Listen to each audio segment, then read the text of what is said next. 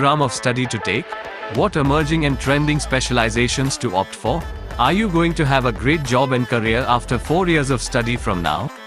Self-awareness will help you make the right and informed decision about the right program and the place that belongs to you in this era of industry and technology change. DSU, one of the leading universities in India, is among the top 3 universities in Karnataka and is coming back with its Right Career, Right Place, the webinar series 2023. A well-informed and inspiring webinar series, delivered by industry veterans and senior academicians, can lead you to choose the right career path based on your potential, passion, and industry trends. Our webinars will guide you from the current understanding of various programs to a more in-depth understanding of cutting-edge specializations based on new-age technologies. Join us to get insights about more thrilling career options that are available in future for you. Be the future leader, discover your purpose, and make the best decision for your futuristic career. Remember, after completing your degree, you should be in demand for trending and emerging job opportunities for your bright professional future. Right Career, Right Place, the webinar series 2023. Dayanand Sagar University. Live the dream.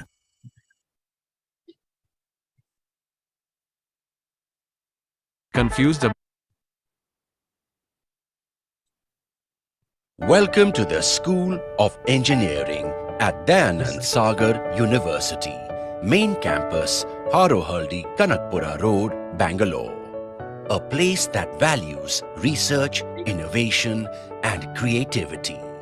Our industry-aligned curriculum offers a blend of theoretical knowledge, practical experience, academic projects, and internships for a rewarding career in engineering.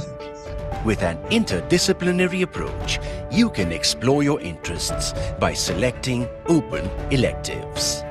The on-campus innovation labs, led by professors of practice, provide immersive learning and expertise to find the best solutions to real industry problems and give a different dimension to the students' mini and major academic projects.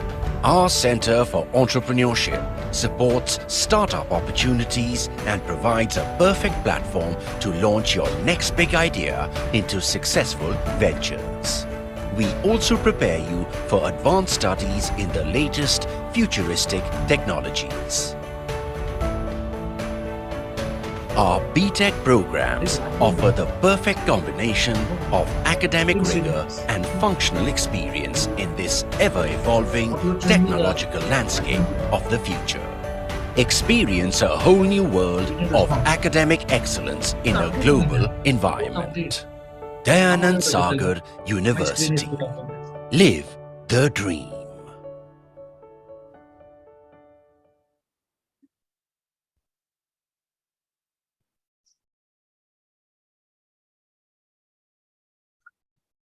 So we are good to go. Vice Chancellor, sir. Yes, sir. Please go ahead. Some issues at Arvind Srinivas. I think he Arvind Srinivas may not be able to join because somebody has expired at his close relative. Right, sir. Yeah. Okay, sir. No issues. So we will just go ahead with this.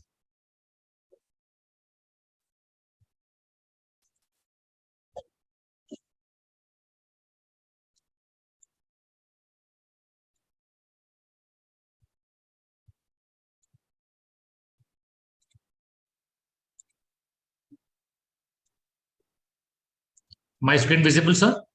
Yes. So good morning to all of you. My name is Srinivas Shinde and I'm the Chief Marketing Officer at Dayanand Sagar University. A very warm welcome to all of you. And I take pride in welcoming all the students. I understand that the exams have just recently got over and it's time to give a big round of applause to all of you for the hard work that you have put in to make sure that you get some of the exciting marks which can allow you to get into your dream college. We have been getting a lot of requests from students. In fact, in the last 2 years, we have been doing a lot of these campus info sessions, which has benefited thousands and thousands of students. This year also, we got a lot of requests because I'm sure the seniors must have informed the juniors that it's always good to go for some kind of an arrangement, some kind of an understanding to see what exactly are the programs of studies today that are available. What program of study could be the right kind of a fit for you? What kind of a program do I take? Do I keep in mind in terms of the kind of passion that each one of you that may have? Keeping all this in mind, it is very, very crucial that you get to understand what are the developments happening today in the engineering per se, and more so ever when we talk about engineering, more in the computer science uh, arena today. Last 3 years, we have seen great amount of shift. We have brought all that information across to the students. It helped the students a lot to decide what program of study, and from the program of study, what specialization today, if I take, is going to keep me in demand. And hence, we are introducing this year 2023's webinar series on the title Right Career, Right Place. So warm welcome to all of the students who are here for this particular webinar. And on the other side, I take this opportunity of welcoming our chief speakers for today. So the topic for today is the changing era.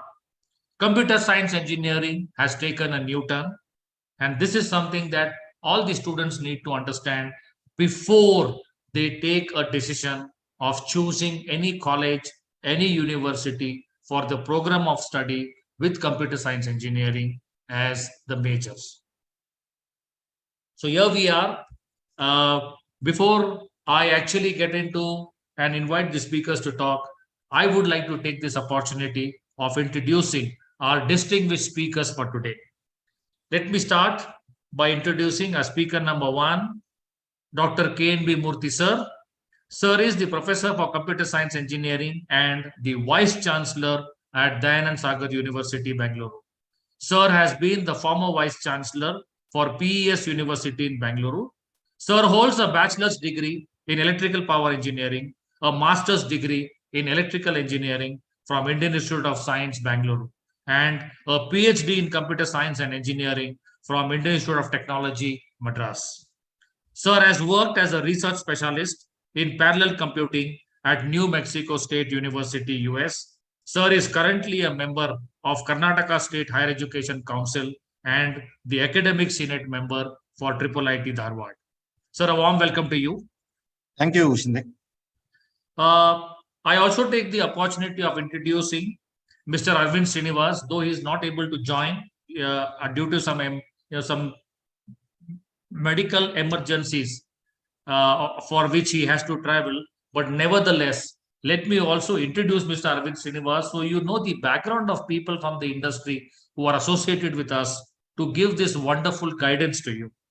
Mr. Arvind Srinivas has worked for over 36 plus years in the IT industry and mainly with TCS. So he has spent 36 years of his beautiful career in the corporate with TCS, working across different stages of an IT software life cycle in different industry domains such as banking, finance, insurance, education, and manufacturing. He has worked in different roles, starting as a junior programmer and progressing to heading a multi-country account as a unit product head before being part of a group level initiative of business excellence, interacting with aerospace, manufacturing, retail, IT, research, hospitality, and chemical companies in the Tata Group. It would have been great if he would have been able to join us. His wonderful experience would have given you an eye opener. He has seen thousands and thousands of students coming into TCS, and he has helped them to groom them so that they become the right fit for the projects. But anyway, we will make sure that in the forthcoming sessions, he's available and you students are able to hear him out, which will give you a wonderful experience of what today an industry person with 36 plus years of experience has to share. I hereby take the opportunity of introducing our speaker number 2 for the day is Dr. Prakash Raghavendra sir. He has completed his MTech in Computer Science and Engineering from IIT Madras and a PhD from Department of CSA from Indian Institute of Science, Bangalore, in the area of parallelizing compilers in 1998.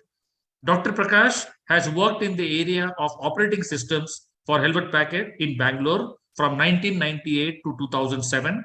He has worked in Adobe systems between 2007 to 2009 in the areas of Flex IDE. He has worked as an associate professor in Department of Information Technology at NIT K Surathkal. He has been awarded as the IBM Faculty Award and the Intel Parallelism Content Award in 2010.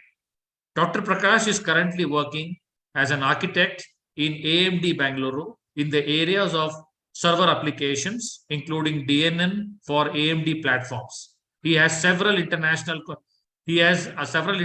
conferences and the journal papers and 2 patents to his credit. Sir, it's a wonderful opportunity for all the students today to hear you out. And on behalf of Dayanand Sagar University, I extend this warm welcome to you, sir. Thank you. Thank you very much. I hereby would now like to invite our Honorable Vice Chancellor, sir, to set the context and to share the views. Over to you, sir. Yeah, thank you, Ms. Shinde. Good morning. A warm welcome to all of the participants. Respected co-panelist, Dr. Prakash Raghavendra. It's a wonderful opportunity for Dayanand Sagar University to share few inputs for you to make an informed decision. I'm extremely happy to tell you that Dayanand Sagar University has been conducting these career info sessions in various forms in the last few years for all programs of study with the intent of providing the information to the participants and their parents to take the right decision for pursuing their professional careers.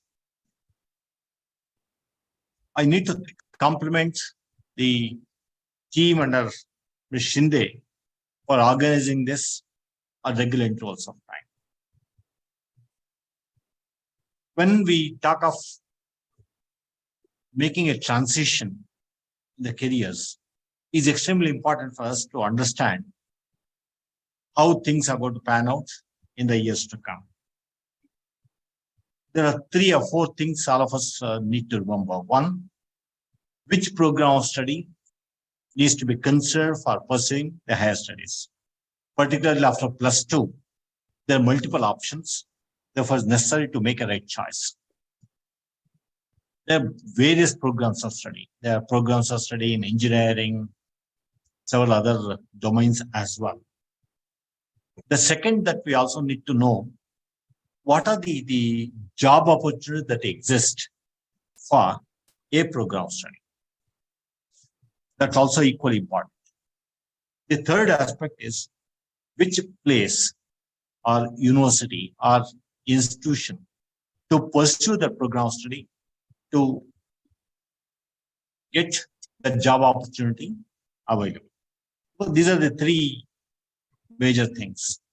The 4th major thing, also 4th dimension, is also need to know how the world is changing.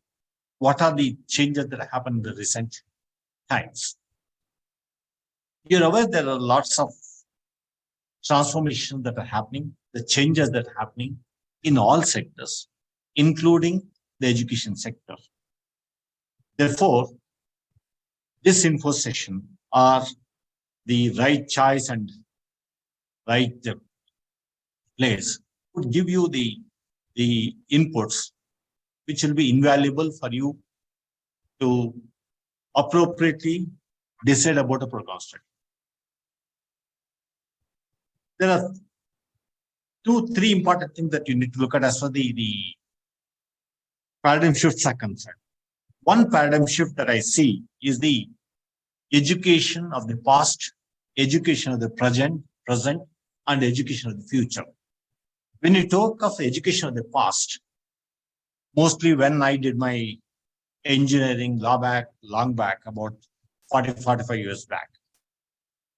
At that point of time, the focus was more on understanding the theory and get all the skills after the graduation and apply those skills and the knowledge that we have acquired for executing the job that's being assigned.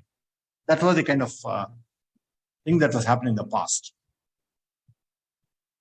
Present in the last few years, it is the theoretical knowledge and the foundational knowledge plus skills also become very important for a graduate to be efficient in their job roles. Therefore, the present is skills plus theoretical knowledge is the change that we see. What will be the future? Future will be one more dimension is being added. The first in the past, the dimension was the theoretical knowledge and the foundational knowledge, fundamental concepts, conceptual understanding. Now, conceptual understanding plus skills become very important. In the future, it appears the change that's going to happen is conceptual knowledge is very, very important. Skills are going to become important. Then the application of knowledge becomes important. Means you need to also apply the knowledge and the skills that you have to a kind of scenario. That is the kind of change that's going to happen in the future. Means next 5 to 10 years, that's how the transition is going to take place. That is going to become important. If you look at the same thing from a different dimension or angle, the paradigm shift from the past and the present to the future is earlier, the focus was more on getting admission to a college or getting admission in a higher education institution. That was the focus when I did my graduation. It means if at all I want to get in an institution, obviously I need to check whether the institution offers the kind of program that I want. Get in there. That has been changed from admission or the enrollment to what is called as employment. Join those institutions which will provide you the placement, which will provide you the job opportunity. That's the transition that's happening. Now the future thing, next dimension is that in future, you need to join an institute which will provide you an idea to start an enterprise. Means from enrollment to employment to enterprise. That is the transition that you're going to see. Means every graduate is from a institution must have an idea to try it out and start an enterprise to provide the jobs for others. That's the kind of transition that's happening. Therefore, it's necessary for you to understand the dimensions of the shift that are happening over a period of time. The second important thing that also all of us need to understand, in future, the multidimensional learning becomes important. Why is it important? Mainly because the jobs that are going to be done of the future are multidisciplinary in nature. Therefore, the knowledge of a single domain would not be enough to handle those jobs confidently. Therefore, an institution which provides that opportunity for multidimensional learning, multidisciplinary learning, is the institution you need to look for, because the job opportunities are going to be in multidisciplinary domains. There are plenty of jobs that are going to be available. It's extremely important for us to understand the kind of changes that are going to happen. And the other thing that all of us need to remember is that whenever these changes are going to happen, whenever these things are going to be considered, what is that each one of us have to do? I as a teacher, you as a student, and also the industries and everybody needs to see how exactly the changes happening, what needs to be done. Please remember, there's a rapid change that's happening in technology. Rapid changes are happening in the industries as well. Rapid changes are also happening in the job roles, job titles, and everything is going through a change. And whenever there's a change that's going to happen in all of them, which is we call now as a digital transformation. Whenever this digital transformation is going to happen, is extremely important for us to understand. Three things will also change. One, the future work would change. The worker also has to change. Then the workplace will also change. For example, work from home, which was not there earlier, now it has become out of the day. Working on the mobility has become a reality today. And you can participate in a remote format, a remote manner is possible. For example, what we are doing now is a virtual meeting. Those things are possible now. Therefore, we need to sense future work will change. The worker has to change. The workplace is going to change. Under these circumstances, what one has to do? One has to do a self-reinvention. Means each one of us have to check, do I have the requisite skills to handle the kind of jobs that are going to come in the future? Because there's a change that's happening, am I having the adequate skills, adequate knowledge to be useful to the market in the years to come? That self-reinvention becomes very important. In other words, the person has to identify what are the skills that are required in the market, what are the skills that have. If there are some gaps, we need to take steps to address those gaps. Not only at the individual level, it's also necessary for education institutions to address this. What do I mean by that? By that I mean an education institution like Dayanand Sagar University must take note of these changes, change the curriculum, and ensure that the requisite skills are being provided, requisite opportunities are being provided to the students to get the kind of skills required to be relevant to the market of the future. Then the governments also need to change their whole set of things in terms of policies, bringing in the newer policies to handle the newer technologies, the dimensions, the changes that are going to happen have to be accommodated. Every change requires a policy. The government will also need to work on it.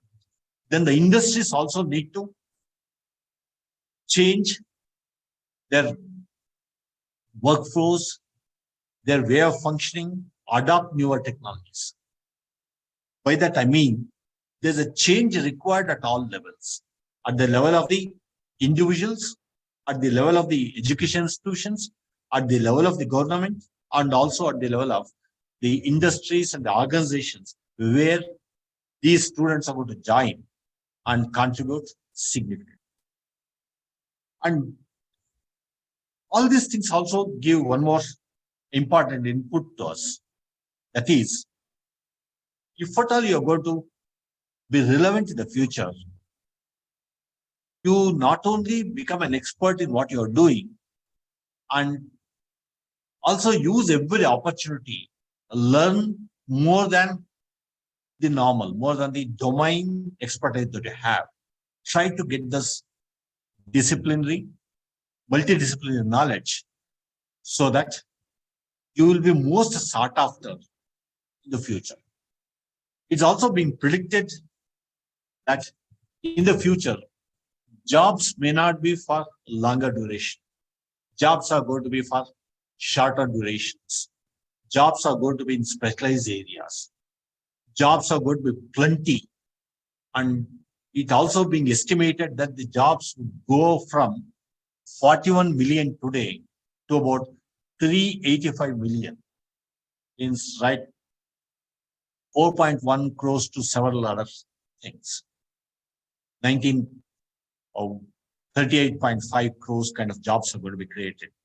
And you see lots of job opportunities in the future in a specialized domains.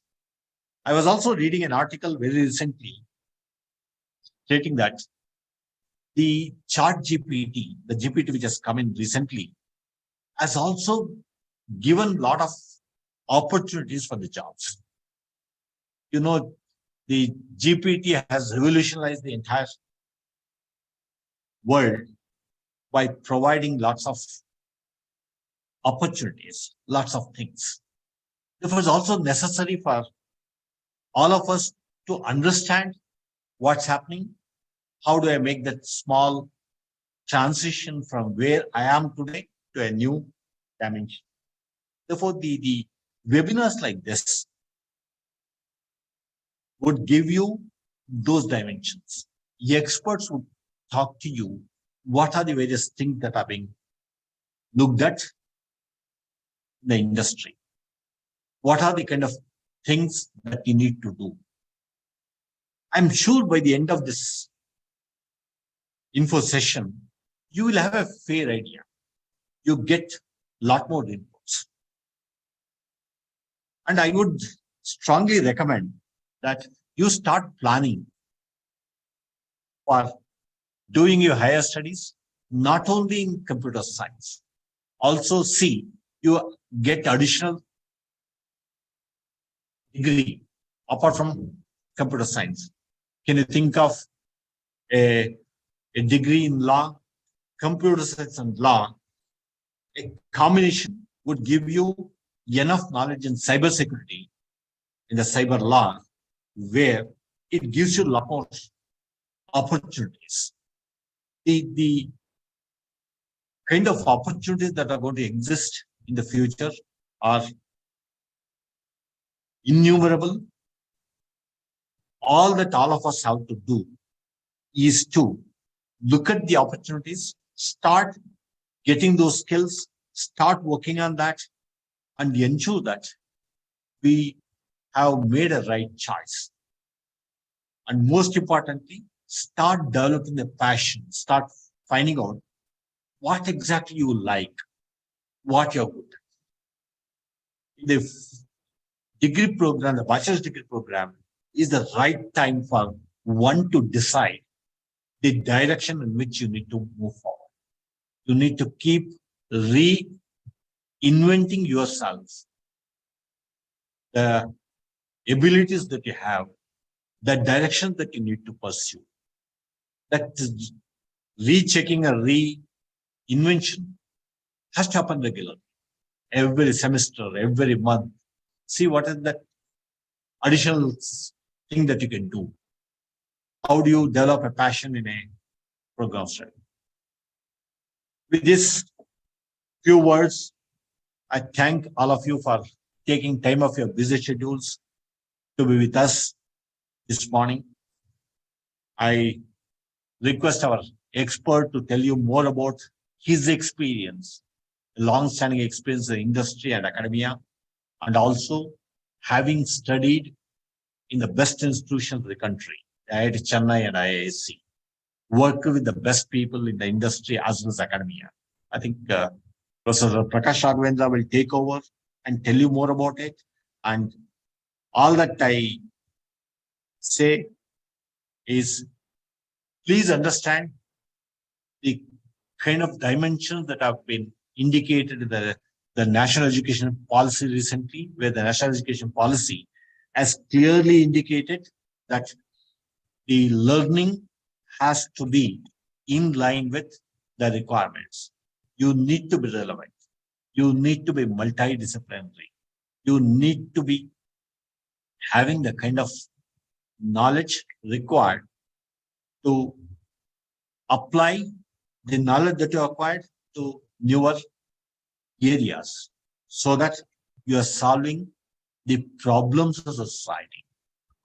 With this, I thank the organizers for giving me this opportunity to be a part of this info session this morning. Thank you. Thank you very much. Thank you so much, sir, for the brief introduction and the guidance to the students and to set the expectations. I'm sure students today are eager to see what is it that is different that I should do. What is it that I should take up so that I can stay in demand? And if you see the video that we played in the beginning, the video which titled The Right Career, Right Place, this is an indication to all the students that please do your homeworks very well. And as we said in that particular video, the self-study is also important. Self-study for you to see which program of study, what specializations in that, because it's not that you are going to go for a job in this year. You are going to go for a job after 4 years. And it's pretty long, you have 4 years with you. And after completing my degree with, after these 4 years, I should still stay in demand. I should be able to prove myself to the best of the companies. I do not want to go after the run-of-the-mill jobs. And this is where this career info sessions plays a lot of role. I now would like to take the opportunity of inviting Professor Dr. Prakash Raghavendra, sir. Over to you, sir. Thank you. Thank you. Sir, you have a presentation? Then I can stop the screen share. Yes. Thank Sure, you. Thank you. Let me know when you see my screen. Sure, sir. Can you see the? Oh, yes. You can go to the presentation mode. Yeah. Done. Right, sir. Can you hear me clearly and can you see the slides? Absolutely, absolutely clear. Thank you. Thank you. Over to you, sir. Thank you very much. Good morning, students. First of all, I would like to thank Dayanand Sagar University for giving me opportunity to talk to you guys. I really appreciate DSU's efforts to connect to the students, connect to the budding graduates who wanted to pursue a career in computer science or either way, to give them an opportunity to know what's happening in the academia, in the industry, and then guide the students, help them guide the students on taking the career path. I would say we never had this when me and Professor Balasubramaniamurthy, when we were doing in IIT Madras and IIT, we never had this opportunity to know from our seniors or from faculty, because those days were different, right? So as Professor was saying, we were just we were not clear what to do. I mean, we just sort of went with the herd, whatever my senior or whatever my neighbor did, I just did it. And then because the times were different, I mean, it was about 30, 40 years back, computer science are not well known, and then things work.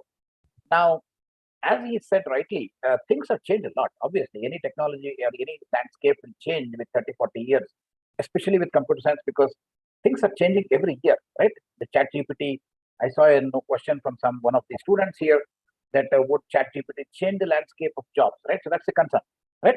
Nobody knows the answer, but things are. My point is, things are changing very quickly, so we need to have such sessions. My point is, we have to have such sessions and make sure that we are in line with what's happening in industry and in line or understand what's happening, and then be prepared. As Professor Shinde also said, we are not studying for the job tomorrow, right? It will be for the next 4 years. If the things can change every year, what will happen after 4 years? That's the reason why we need to be aware of what's happening in the industry, where the trend is taking us, and how do I be prepared for the things which are unknown, right? The unknown wins in fear. Unknown, what happens after 4 or 5 years, we are not known, that wins in fear. Having said that, I would say we are in safe hands. The opportunities are tremendous. There are so many things we can do. I mean, I'm going to list a few of the things which I have in mind. Not that they are comprehensive. There are a lot more things we can do. And then my suggestion as a senior here is just enjoy the journey. right? Don't worry too much about what will happen, etc. Because the one thing which we have not seen is the future. Nobody has seen the future. So, of course, we have to be prepared. We need to make sure that we are prepared, but don't worry too much, right? I mean, if you prepare well, if you have a good foundation, you can actually launch in any era, which comes in the future.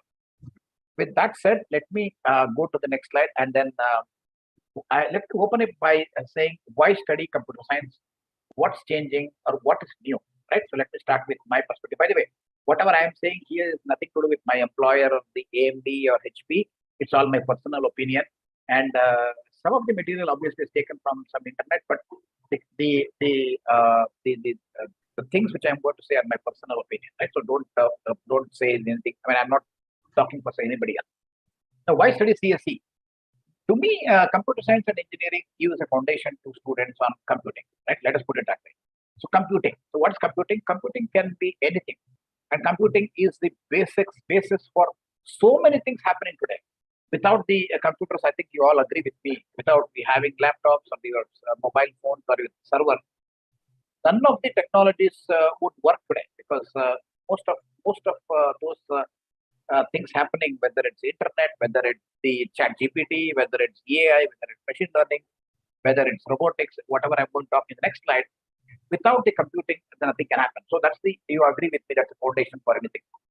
Now, some of the things which you should be strong when computer science is architecture, you need to know the architecture very well. If you have to have, whether you go to by the way, the computer science, once you do complete this degree, you can either go to the more of a systems area where you work mostly in the operating systems, architecture, compilers, etc. Or you can go into the more of an at a high level with application that you have AI, ML, and other things which are relevant for the industry. Either you do this or that, whether the systems area or the applications area or the applications area, your foundations has to be strong, right? That's given. Now the foundation comes with the architecture. You should have a good understanding of an architecture. Whether it's when we was to do the BTech with the CPU, right? I mean, CPU was the architecture. There's nothing. When we say computer architecture, it was just the CPU. Of course, CPU plus the periphery, the I/O devices or the memory, the architecture, etc. But now things have changed a lot. Architecture, people, when they say architecture, they say what architecture? Is it GPU architecture? Is it going to be some specific accelerator architecture, or the CPU architecture? In CPU itself, we are coming up with heterogeneous core, homogeneous core, etc. So architecture itself has spread a lot, right? I mean, it's quite wide now. Operating systems is one that's still relevant, though it's mostly commoditized. It's still relevant. I mean, to have some basic idea of that, especially on the driver side, because of the new architecture comes, the drivers become very essential. You may not know how many drivers your mobile phones have, right? So because every device you have, every USB you connect, there will be some driver associated. So you need to know the operating system and how drivers interact with device, etc. Compilers is still relevant. Some people think that compilers is all dead. We don't need to study, but no, it's still relevant. I'll tell you in the next slide why is it relevant. Database, theoretical computer science. Many people say, "Oh no, I don't want to study theory." I'll tell you where theoretical computer science is still relevant in some of the areas. In fact, in the AMD, we are trying to find some good theory person who can help with some areas. Heterogeneous computing is again, how do we, as the name says, heterogeneous. It's not homogeneous. It's not just the CPU cores. We're talking of GPUs, APUs, FPGAs, AI engine, and whatnot, right? So there are audio processors, video processors, and all kinds of accelerators are there. So how do we make sure that we program for such a heterogeneous compute devices, right? So we used to have only parallel programming for us when 30, 40 years back was just CPU cores, right? Now it is much more than CPUs. It's a lot, as I said, a lot of other devices. So the concepts rendered during these 4 years can get into any changes. My point is, you don't need to worry, because if you are strong in whatever I listed, it may not be completely comprehensive, but if you study whatever curriculum well for the first 4 years, you are set for success. Whether you go for a job, whether, as the professor said, if you can launch your own company, your fundamentals should be strong. I believe in that. It's not necessary that you jump into AI, ML the year one. I've seen many students talk of, okay, I'm not interested in architecture, I'm not interested in database, I'm not interested in this and that. I just want to do machine learning day one. That doesn't work, right? So machine learning, if you do that, it's possible. You can do that. but you will realize after a few years that your concepts are not strong. If somebody tells you something you don't know, for example, if he says, I'll compile this AIML model into a graph and then I'll apply the graph techniques to partition the graph or some such thing, you have no idea what that guy is saying, right? So you need to have, because everything, these fundamentals can never go away. For example, in the theoretical computer science, graph theory, or how do you do parallelization, is still relevant. I did my PhD in parallel computing about 30 years back. I am still surprised with people say so many things have changed. Those concepts have not changed. How do you parallelize a graph? It's still the same. Whether you apply for GPUs or CPUs, for FPGAs or any kind of device, graph theory doesn't change. The same fundamental, of course, how can the same fundamental theorem or how fundamental law changes, right? Physics cannot change. Things may change, but how can the basic things in science change, right? So it cannot, Newton's law cannot change. So similarly, some of the basic things will never change. So if you are strong in that, whatever may come, if you dig deeper, you will get into the concepts. In fact, I am very proud to say that whatever we learned in IIT Madras is still relevant. I am still using the same ideas to make sure that I am still relevant, right? So, I mean, because it's been 30 years, you may wonder how can they relate. That is because of your foundation, right? If you're very strong in foundation, your architecture knowledge, whether it's, again, GPUs. I mean, if you know CPU architecture well, you can understand GPU architecture well as well, and then you can apply the latest technologies in GPU for some of the trends which I'm going to talk in the next slide, right? The third bullet here, I've been hearing this for almost like 30, 40 years. This doesn't change. I'm surprised that this doesn't change. Many students, even my batchmates, and even today, even the students who are there, top rankers in IIT, say this, that I want to do BTech in electronics and let us do computer science in PG or PhD, because computer science is learning Java program. Computer science is just C++, learning C++. That's good enough. The electronics is the basic degree. Let me do PG in computer science because that's good enough, right? I mean, anyway, I can learn Java anytime or Python anytime. Why do you need 4 years?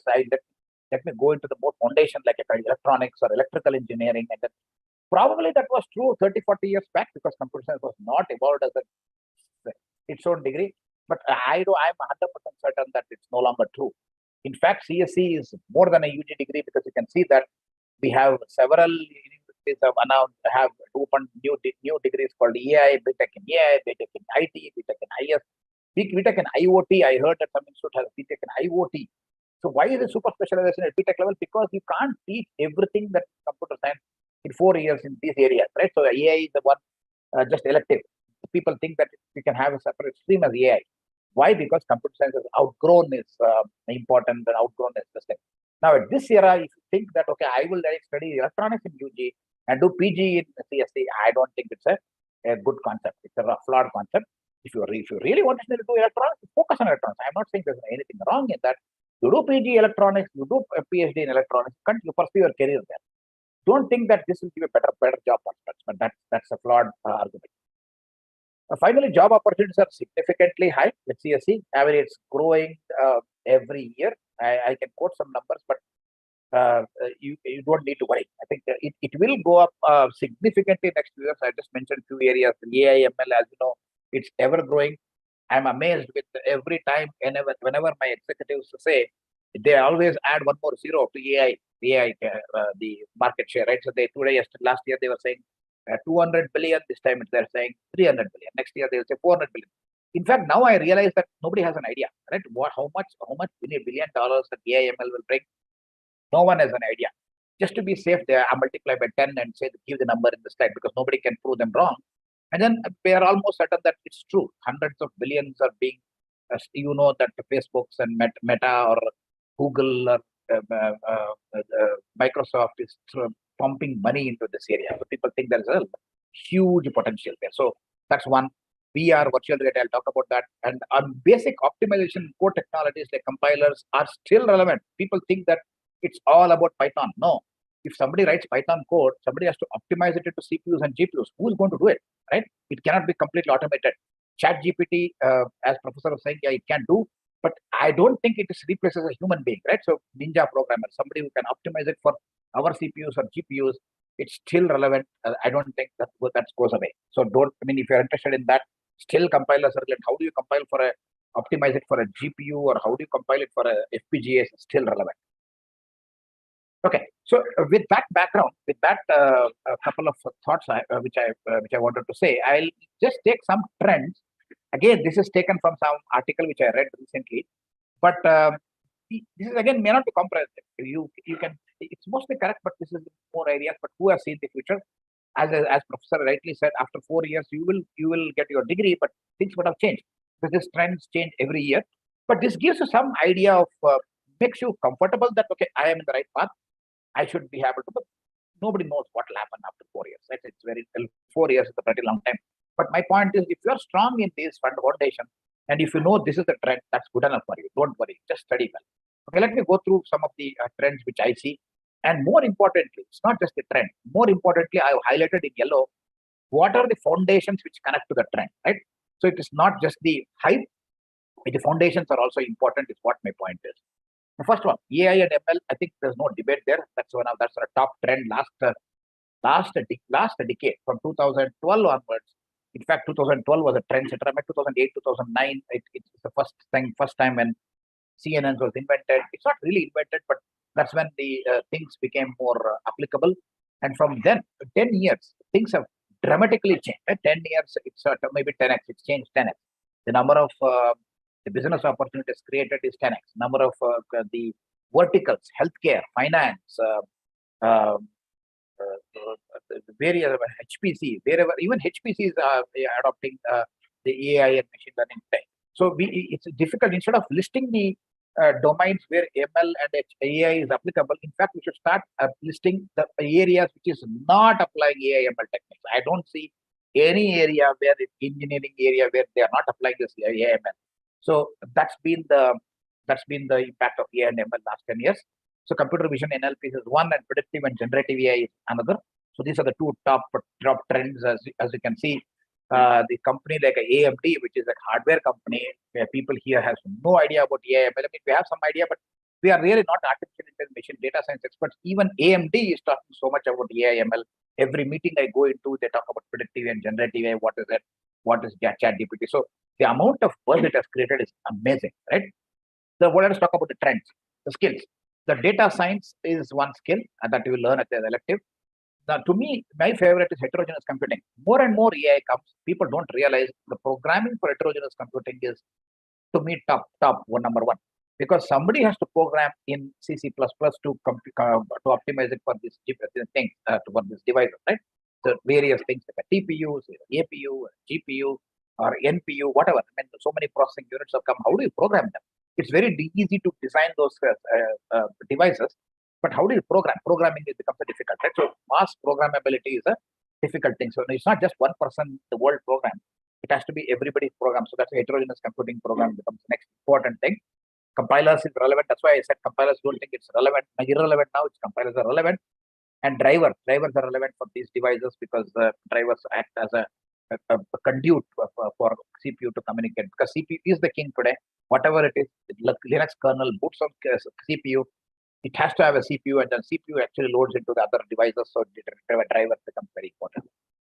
Second trend is big data. I think big data, again, there is no debate there. It's been being said that billions of bytes of data generated every day or every hour, whatever. So, and then how do we storage and access and analyze becomes critical, right? So data analytics becomes critical. So that's still relevant. So skill set is again database. File system performance becomes a big thing. If you need to have some middleware stacks, so you need to know Java. Java is one thing which I really like because it's the only language that's been successful. Of course, C is other one, but C is because Linux is written C. So that's relevant. But Java is still relevant, even though there are so many languages that come after Java, but Java still runs 50% of workload in server is Java, right? Again, because of Hadoop or some other Cassandra database written in Java today. Java is relevant with the big data because you can have billions of bytes and then it has to be able to access very quickly the file system performance. Of course, operating system also is an important thing in big data. Again, repeating that the yellow ones will tell you how these trends connect to the foundation. So I can clearly say any trend will have some connection to the foundations, which I said in the first slide. Third one is bioinformatics. This is again something which is I'm really impressed with the amount of spending happening in industry, because I know AMD has funded several institutes for the COVID research when COVID was happening, cancer research, and so many other research where, of course, the DNA, where cancer, people think that you can sort of model the DNA, how to detect cancer, how to cure cancer, not just cancer, cures a lot of several diseases. So that there, how is that relevant to computing? The DNA modeling and sequencing with the huge compute power is relevant. It's still not solved. People are still doing a quicker model, DNA modeling and sequencing. Again, there's a big data because it's huge terabytes of files, and machine learning techniques are applicable in bioinformatics. It's one of the big areas for computing. Cloud computing is still relevant. We have been talking about cloud computing almost like 15 years now, but still relevant. There are people are still doing the research to how to virtualize various devices and how to schedule across nodes in a cloud.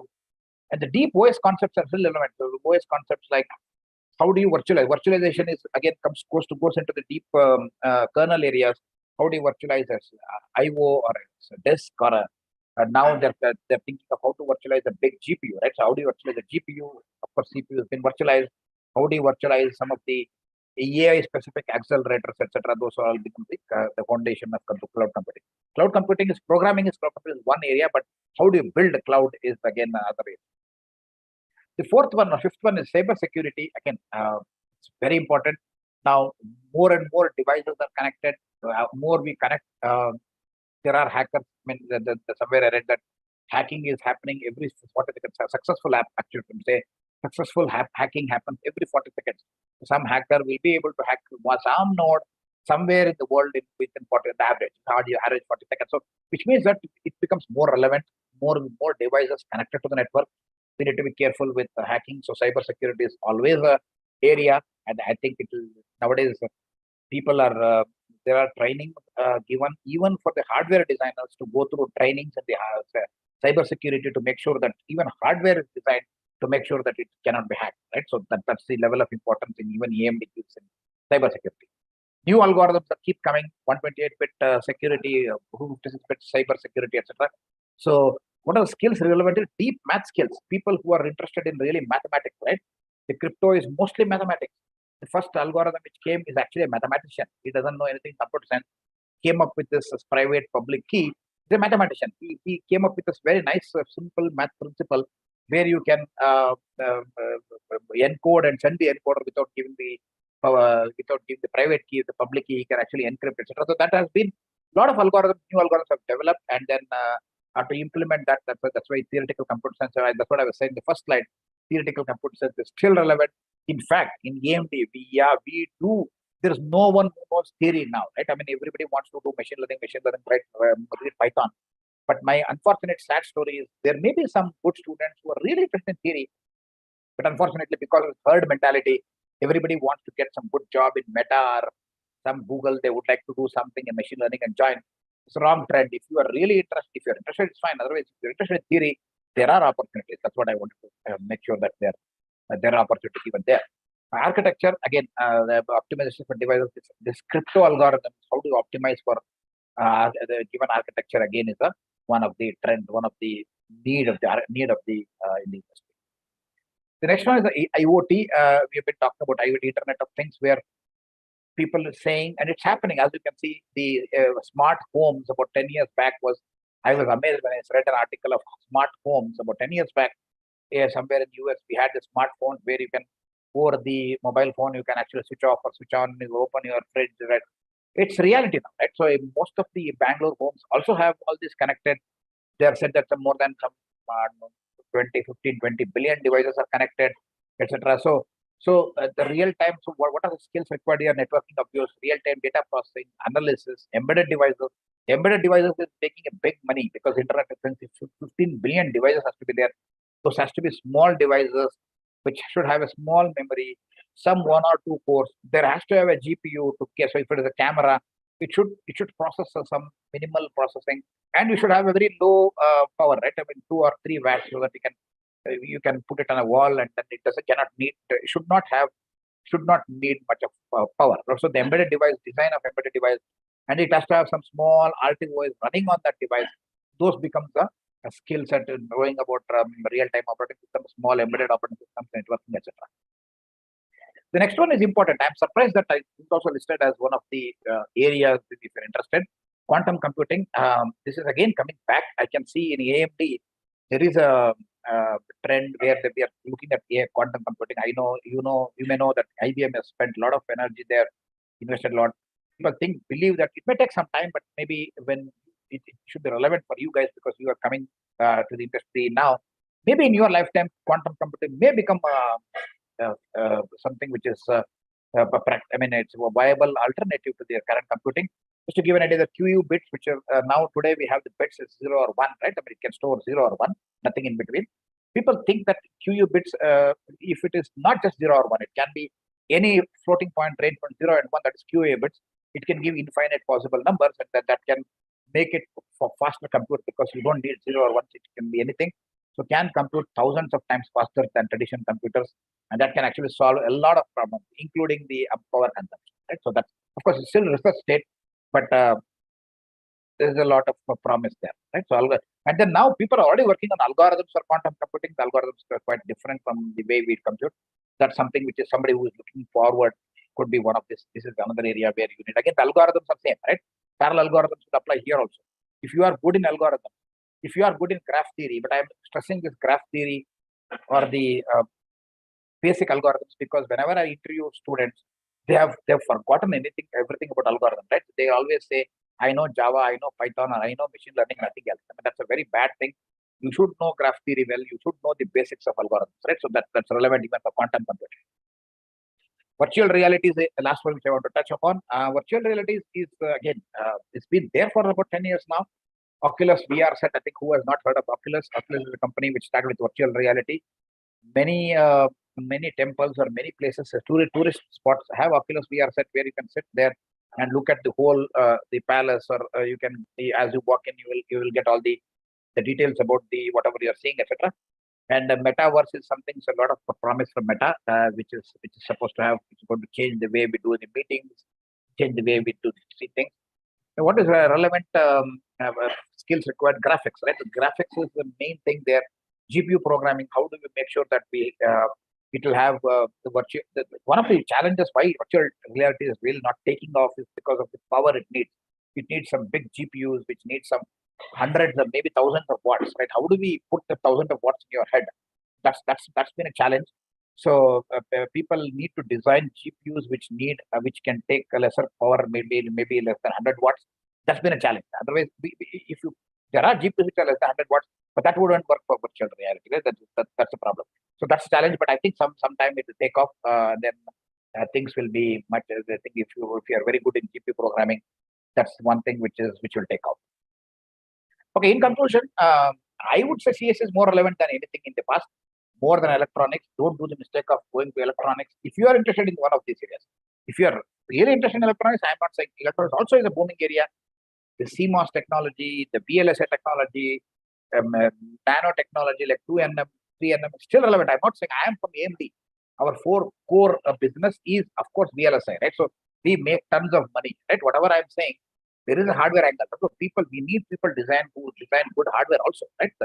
The GPU, CPUs, the FPGAs, we need people who do. I'm not saying that's not important. I am saying if you are interested in software, focus on software. If you are interested in hardware, focus on hardware. Don't mix and match. People think that I will do electronics or electrical engineering and then do Java programming. That's completely messed up, right? You are neither here nor there. That's my point. CSE gives foundation to most of the trending technologies coming in this decade. I think I'm more or less convinced you that it has its play in most of the technologies, and most of those, what I said, has millions of job opportunities. I'm sure about that. And to answer one of the chat questions I just saw, will Chat GPT change the job scenario? I don't think so. Maybe I'm wishing, but who knows who has seen the future. But in my experience, we have done an analysis of Chat GPT. It cannot replace a human being. Come on. I mean, if you are a good programmer, you should be able to beat Chat GPT. It is scary. It looks very good, but I don't think it can beat a human being programming or thinking. Basically, because the reason is ChatGPT has been trained with the data which it has. Human can create which no Google has an answer for, right? Because human thinking is much beyond what Google can give. Google means, I mean, the internet can give. So ChatGPT has been trained with that. It cannot think on its own and then give some new answers. It will go and sort of analyze what is already there and then give a new one. But humans can go much beyond. Human can create something which is not known in 2011, 2021. ChatGPT is supposed to answer only those which are been trained with data to 2021, not beyond. So something which is not in 2022, it doesn't know, right? So it cannot analyze. But humans have no problem, right? I can come up with a new idea which is unknown till yesterday. Right? That's where we beat ChatGPT. Heterogeneous computing will become more important. As I said, it was always relevant. It's now again become more important. AML is to see the peak. I mean, it's people are unable to see when it will hit the peak. Right? So still going up. I'm surprised with the amount of business value it has, and if you start a company today and then if you're fairly successful, it's very likely that some other big company will take over, and then you can make millions of dollars in just 2-3 years, and you can retire. Right? You can just take a big bungalow in the beach and then enjoy your whole life. Right? So it's as big potential as it is because it's a booming area. Right? So with that, I think I'll conclude. The final conclusion is you are safe if you are in CSE stream. Don't worry whether whatever the future comes. I think if you are good in the foundation, which I said in the first slide, you are good to go. Thank you very much. Thank you so much, sir. Thank you so much for a detailed presentation to all the students, for them to understand what does it take today for us. One, of course, is it safe to look at computer science engineering as the career that they would like to take. Second, it's not only choosing computer science engineering, it's about the specializations also, because there's a lot of choices being made available. There are a lot of universities that really confuse students, where students are not able to decide. They have just fancy names and fancy tags to the degrees. So students basically get caught with that, and then because of this choice-based decision or something which is truly that matters on the technical terms, especially in terms of an industry, how does an industry look at it today? And what is the guidance that can be given to a student who is looking forward to taking the first step today, so that probably 4 years down the line, he still remains in demand? So thank you for this wonderful presentation. I would like to ask the Honorable Vice Chancellor, sir, is there any special comments tips that you would like to give to the students based on the presentation that our industry panelist, Professor Prakash Raghavendra sir, has given? Yeah, my only input is that the opportunities are plenty now. Because the job opportunities are so high, it is necessary for the people to understand what their strengths are, what they're good at. Then choose a area in which they can do their bachelor's, because bachelor's is a kind of stepping stone. They should not settle down with the bachelor's. They also need to do this master's or some specialization. And it's always better recommended to have one additional kind of domain other than the basic. For example, computer science. Add some more dimension to that. Maybe a specialization in machine learning would be a great kind of a thing, apart from computer science. Is it possible to get specialization in law, maybe management, a bachelor's degree in computer science and a management degree will make a huge difference, because the opportunities are going to be there for every field of study. More the degrees, more the expertise that you have, more the knowledge that you have, the jobs are going to come to your doorsteps, and you will be the most sought after resource. You need to specialize to become an expert in the years to come. Is no longer the kind of thing that was seen in the past. It's changing very rapidly. Therefore, my recommendation to the students is that you pursue a degree, whichever you like most, maybe computer science. Do not settle down only for computer science, also think of doing something more. That's my recommendation. Maybe computer science and aerospace. Then the application part of it becomes very important. All the time, I would suggest it that future is for those people who are able to apply the conceptual knowledge to various domains. Those are the people who will have a big say in the future. So I would recommend the students to pick up those kind of points. Keep upgrading or keep reinventing themselves all the time, evaluating themselves. It's called self-check. Like whenever we switch on a mobile phone, it does some self-check. A similar kind of thing has to be done by each one of us to ensure that we have the requisite things working. That's my recommendation. Wonderful. In fact, I have a lovely video for the students just to understand.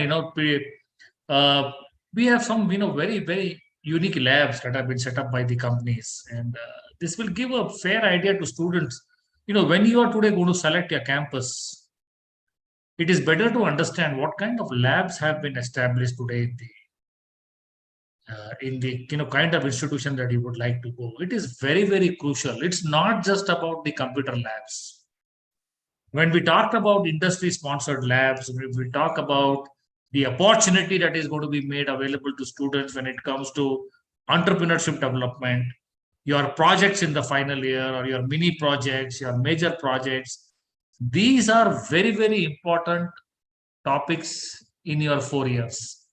How this is going to be developed, how do you make sure that you have the required tools that are made available to you? The environment should be so cohesive that you should be able to actually feel into a real-time industrial kind of a development process that has been given to the students. And I would just want students to quickly have a look at this particular video and understand the kind of the global environment that has been brought to you today in Bangalore. And for all those students who are from outside of Bangalore, we invite you, we would like to welcome you to this lovely city. The advantages of Bangalore, the advantages of doing a program at Bangalore with a premium institution is always much, much beneficial. It allows you to get used to this particular global culture that is being created at Bangalore, so that you are able to really mix up with people. It's not just the the program of study that you take, but also the overall development of the student. Today, when you are working with students who are available from pan India into this campus, you get to meet them, you get to make friends, you get to have an overall development of the student, be it in sports, be it in other activities, be it in leadership qualities, be it in problem solving techniques. These are some things that are also very, very important. Those 4 years has to be so motivating, and it has to come within as a passion. And for that, I definitely would want each one of you to have a look at this particular video of ours. I'm just sharing it with you.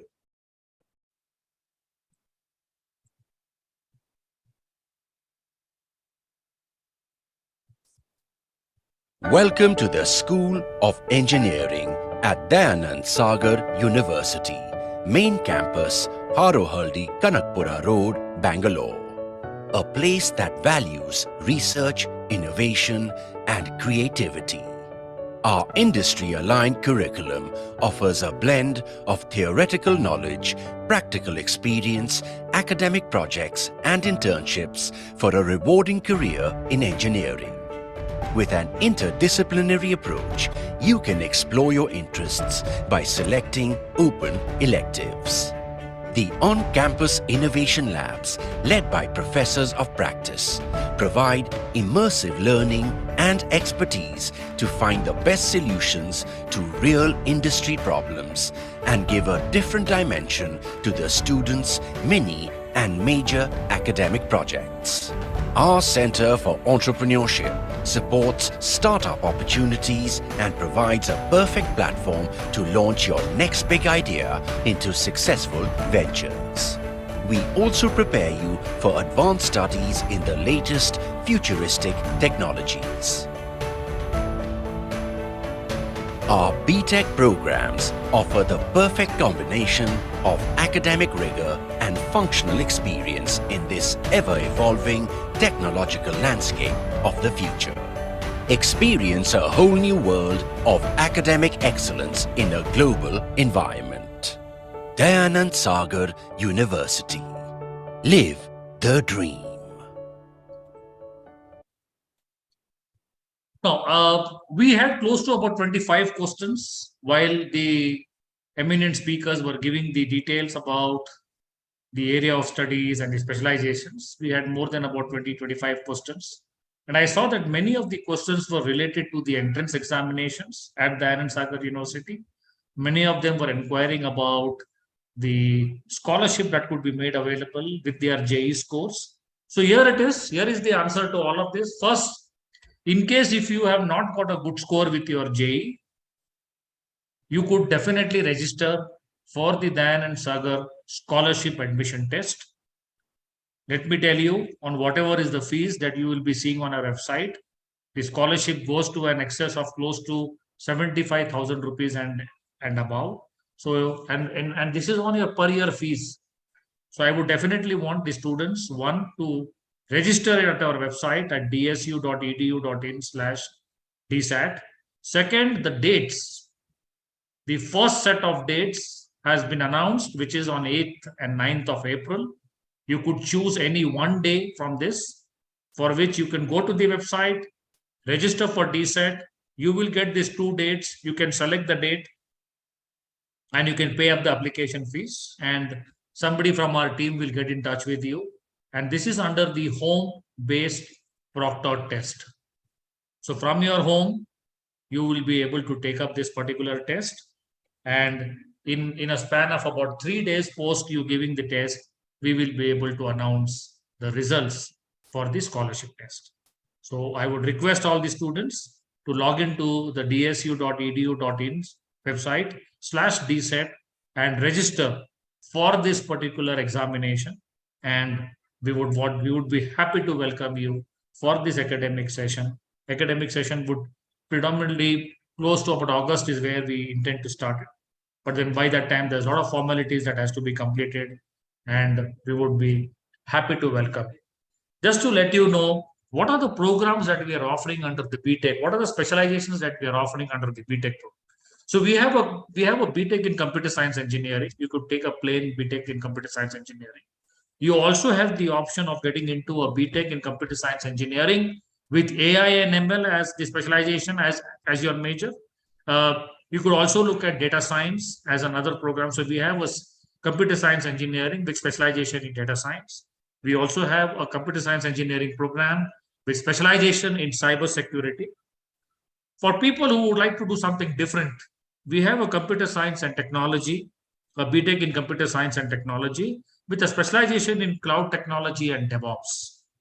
And apart from this, we're also introducing this year another BTech in robotics and AI. This is also very fascinating. There's been a lot of demand for this particular thing in the market, especially from the industry. So this year, Dayanand Sagar University brings out the opportunity of this particular program to students, a BTech in robotics and AI. So a lot of cutting edge specializations available. And as we heard the Vice Chancellor sir, as well as Professor Raghavendra sir talking about interdisciplinary, we also talked about multidisciplinary. This is something which is a unique proposition available to all of you at Dayanand Sagar University. It's not just that I join up for computer science and I keep doing that.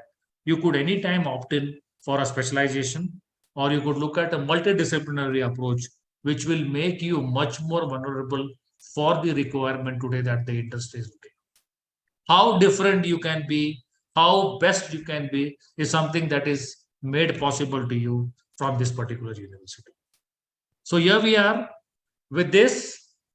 If there are no more questions, I'm sure my team is handling most of the questions here. So with this, we would like to come to an end of today's session. Please keep watching our websites. We have a lot of webinars every alternate days. You could also register for those webinars. I think on this particular Saturday at 11 o'clock, we have a webinar with the title on aerospace engineering. This is another interesting area that a lot of students has been asking us to have the information being shared. So if you are free and if you feel that yes, aerospace is also another area which you would like to understand, or if you have your friends who are looking forward to something very, very different to be done, something very, very demand and evergreen, you can ask them to register at our website for this particular webinar, which is going to be on the 8th of April, coming Saturday at 11 a.m. And we will have another opportunity of listening to the Honorable Vice Chancellor, sir, and we have two experts who have spent good amount of time, almost 30 plus years in the aerospace industry. They will be available to share the insights of what does it take to become an aerospace engineer. So with this, we come to the end of today's webinar. For your applications that you would like to fill in, we have shared on the screen the website. In case if you have any more queries or you would like to inquire anything about the program, the campuses, what picture you see on the screen is the main campus where the School of Engineering and the School of Medicine is hosted. This is the main campus of Dayanand Sagar University, situated in Bangalore, which is on the, and this is in the part of South Bangalore on Kanakpura Road in the place called Harohalli. So this is the particular campus where you people are going to study. This is where the company labs are also installed, and you get a wonderful campus life for the overall development of yours. So thank you so much. The phone numbers of our university is also there on the particular screen. 46461800 is the numbers where you can call in up. And we look forward to seeing you in the forthcoming webinars. A big thank you to the Vice Chancellor, sir. A big thank you to Professor Raghavendra, sir, for your valuable time to guide the students. And I'm sure the students must have enjoyed this particular session. Thank you so much. Stay safe and have a wonderful day. Thank you so much.